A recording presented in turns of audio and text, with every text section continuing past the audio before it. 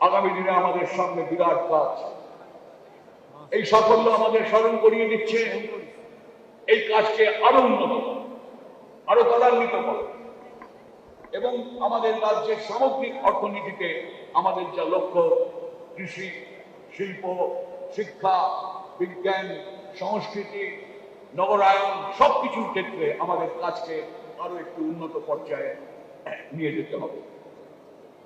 এই কৃষি এবং শিল্পের এই সমস্ত কর্মকাণ্ডের মধ্যে কেন্দ্রীয় বিষয় হলো রাজ্যে নতুন কর্মসংস্থানের পথ খুলতে হবে। হাজার হাজার যুবক যুবতী আমাদের দিকে তাকিয়ে আছে, তারা চাইছেন কাজ। কেউ লেখাপড়া শিখেছেন, কেউ অল্প শিখেছেন, কেউ বেশি শিখেছেন। হাজার হাজার ছেলে মেয়েরা আমাদের দিকে তাকিয়ে আছে, কাজ চাই, কাজ। সেই কারণেই আমাদের কাজ করে যেতে হবে।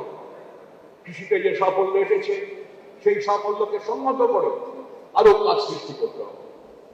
শিল্পে যে বিনিয়োগ আসছে সেই বিনিয়োগকে মাথায় রেখে আরো বেশি শিল্প, আরো বেশি পুঁজি, আরো বেশি বাণিজ্যিক লেনদেন এর মধ্যে দিয়ে আমাদের রাজ্যকে এগিয়ে নিয়ে যেতে হবে এবং সেই লক্ষ্য সামনে রেখে আমাদের সতর্ক থাকতে হবে যে আমাদের রাজ্যে এই অগ্রগতির মধ্যে একটা ভারসাম্য থাকে।